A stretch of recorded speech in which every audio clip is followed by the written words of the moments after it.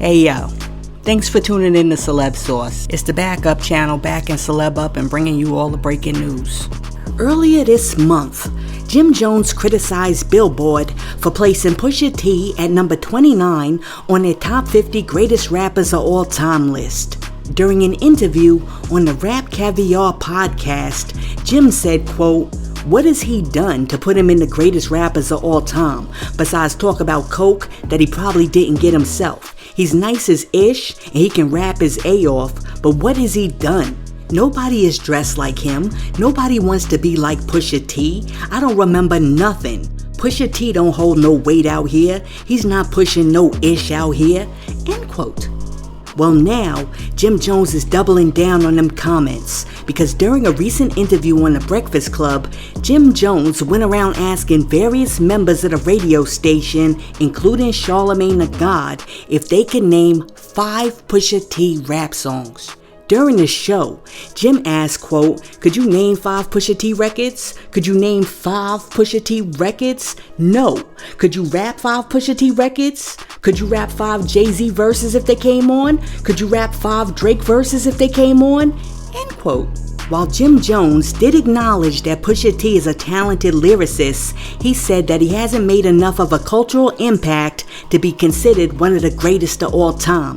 Jim went on to say, quote, "Shout out to Pusha T. I love your soul. You my dog. You not in my top 50. You might be in Charlamagne's top 50 and things like that, but you haven't done that much for me in my life. I never wanted to be like Pusha. I never had a Pusha moment in my life. Where I'm from, ninjas wanted to be like you if you was really that dude as a rapper."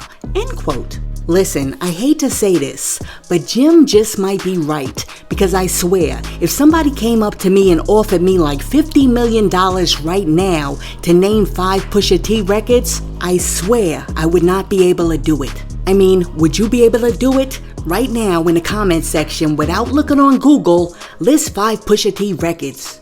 Now check it out. It pains me to have to share this next story, but sometimes the news is bad news. Former NFL quarterback Colin Kaepernick is donating his resources to the family of LaShawn Thompson, a 35-year-old man who died after his attorneys say that he was eaten alive by insects and bed bugs in an Atlanta jail.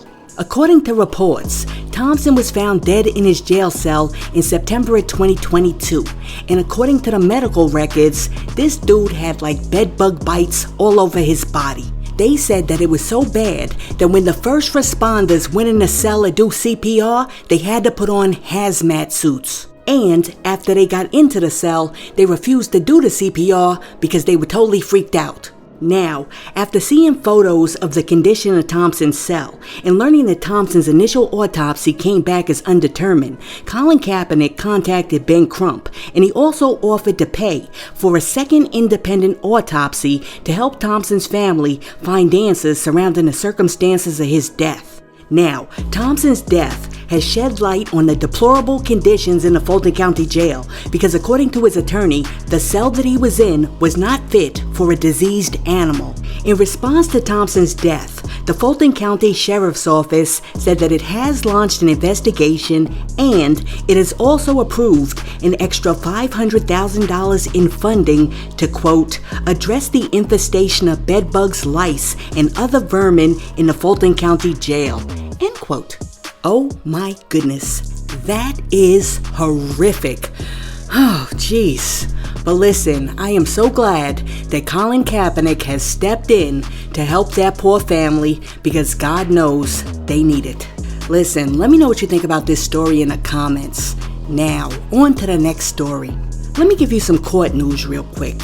According to court documents filed in New York on Tuesday, a Ghanaian rapper named Michael Elliott Kwabena Okieri Darko, who goes by the name Obrafor, is suing Drake for $10 million because he claims that Drizzy used an unauthorized sample from his song Oye Ohini on the smash hit Calling My Name. Darko says that Drake's track features a short clip of his vocal phrase, "Killer cut, blood, killer cut," which was pulled directly from his song. Darko also claims that he has an email proving that Drake requested to clear the sample. I don't know.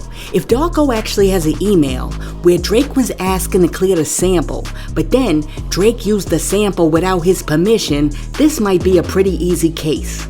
But for some reason, I just don't think that Drake would be that sloppy with it. Because if he did drop the ball, he might have to give a large percentage of the money that he made on that song to this dude Darko.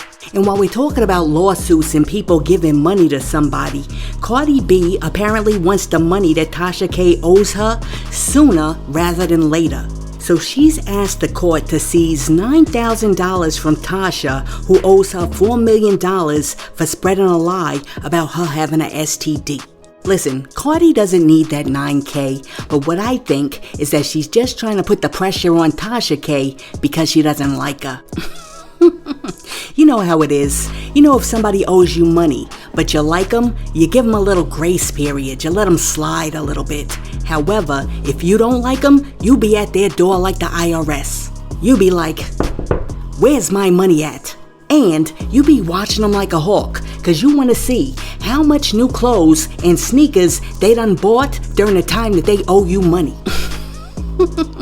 Listen, people be killing me, cause they be owing you like $200-$300, and then they roll up on you with like a new pair of Jordans on, talking about, yo, I ain't got it this week.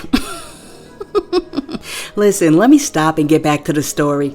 Let me know if you think that I'm right. Do you think that Cardi's putting the pressure on Tasha K just because she doesn't like her? Let me know in the comments. And while you're down there leaving a comment, be sure to like and subscribe to the channel. Now, let me see what other stories we got. It shouldn't come as a surprise to anyone that Lil Durk looks up to Jay-Z as one of his biggest inspirations. When talking about Jay in the past, Durk said, quote, "Look at what he did. Resume speak for itself. He used to be in this position. He used to be the underdog. The streets used to take him under. He bossed up. Know what I'm saying? You ain't see him posting pictures every day trying to fit in." End quote. In addition to saying that, Lil Durk has also been known to refer to himself as Chicago's Jay-Z. Now, despite this fact, Durk recently admitted that he was very surprised to find out that the admiration goes both ways. In an interview with XXL magazine, Durk spoke about bumping into Jay-Z at a Michael Rubin party last year, where Hov told him that he looks to him for motivation. Durk said, quote, "I seen him at Michael Rubin's party, and he like, man, you motivate me." End quote. Durk went on to say, quote, "Man F me up. I forgot my reply cause it was on a walk by. The reply ain't make no darn sense because he shocked me. It's like, what the F? Damn, that's hard." End quote. Listen, you never know who's looking at you for motivation, and you never know who's being inspired by the things that you do, which is why you should strive to do the best that you can every day and lead by example, because you might not know it, but somebody out there, whether it's a child or an adult, is looking at you for inspiration. Check it. Let me ask you something. Are you surprised by the fact that Jay-Z is inspired by Lil Durk? And do you think that Lil Durk is really Chicago's Jay-Z? Let me know what you think in the comments. And hey yo, thanks for tuning in to Celeb Source, your source for celebrity news. Be sure to like and subscribe to the channel. Peace.